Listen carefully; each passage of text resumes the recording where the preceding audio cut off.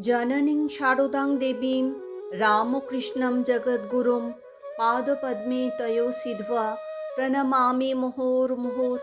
नमो श्रीज्योतिराजाय विवेकानन्दसूरय सच्चित्सुखस्वरूपाय स्वामिने तापहारिणे। নমস্কার।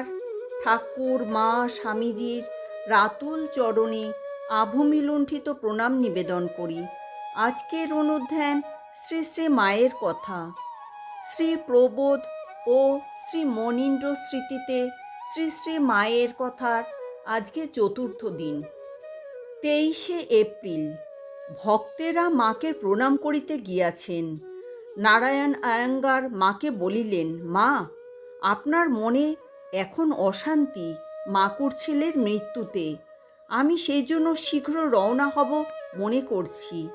মা বলিলেন, সুখ দুঃখ আর কোথায় যাবে, এরা তো আছেই, তোমার তাতে কি, তুমি এখন থাকো।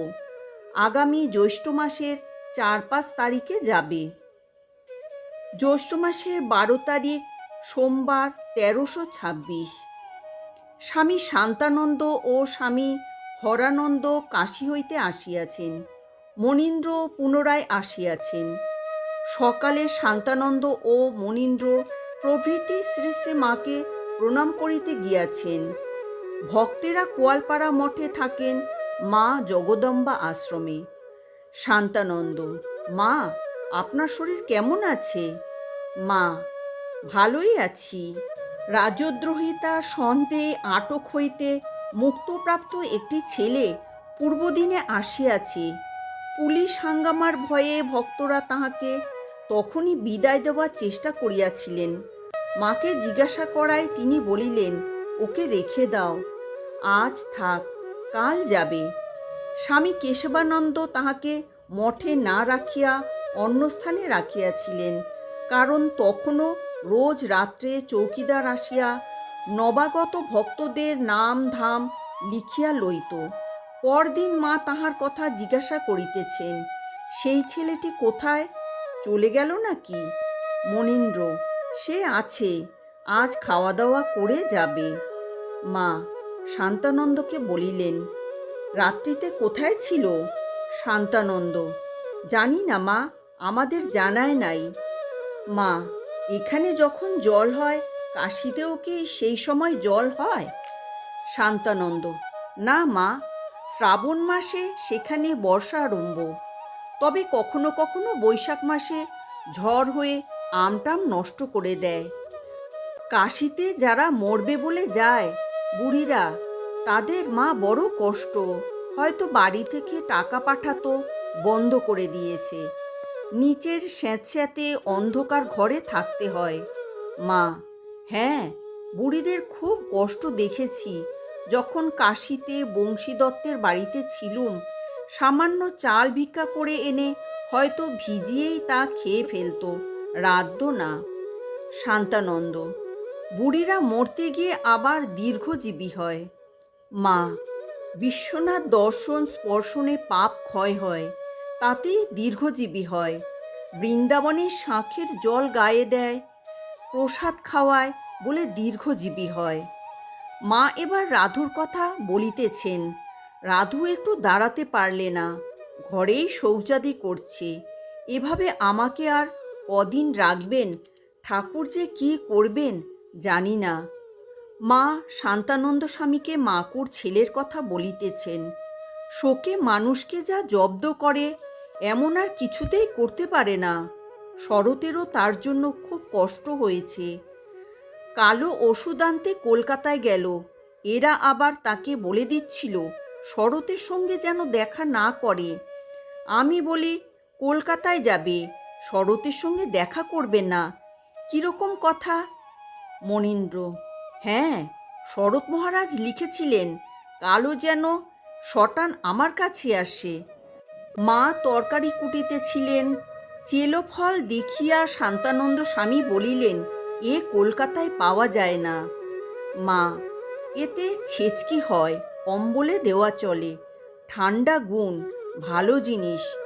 মনীন্দ্রকে বলিলেন, জাহানাবাদে পাওয়া যায়? মনীন্দ্র, হ্যাঁ মা। শান্তানন্দ স্বামী মায়ের নিকট দেশের দুঃখ দুর্দশার কথা তুলিলেন।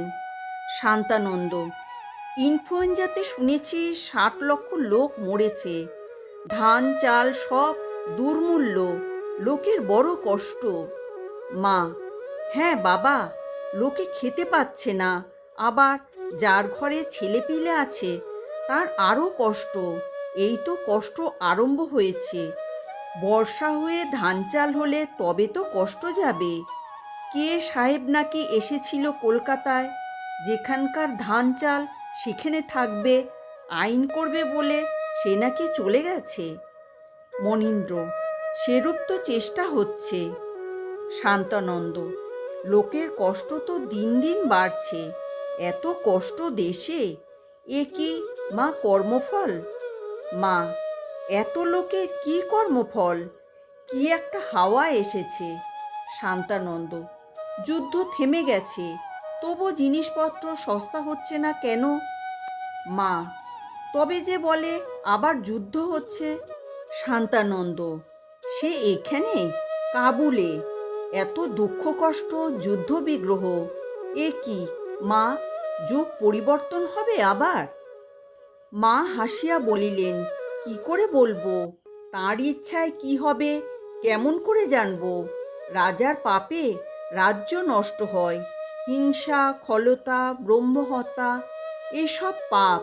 রাজার পাপের প্রজার কষ্ট ও দৈব উৎপাত, যেমন যুদ্ধ, ভূমিকম্প, দুর্ভিক্ষ। সবাই একটু নরম হলে তো যুদ্ধ থেমে যায়। আহা, ভারতেশ্বরী ভিক্টোরিয়া কেমন ছিলেন, লোকে কেমন সুখে স্বচ্ছন্দে ছিল। এখন একটি 5 বছরের ছেলে, সেও দুঃখের কথা বোঝে, বলে আমার পরবার কাপড় নেই।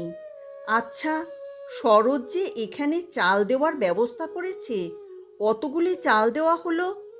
মনীন্দ্র: কত তার ঠিক বলতে পারছি না, তবে প্রতি সপ্তাহে 34 টাকা চাল দেওয়া হয়। মা: কত করে পাচ্ছে? মনীন্দ্র: জনপ্রতি 1 পোয়া হিসাবে।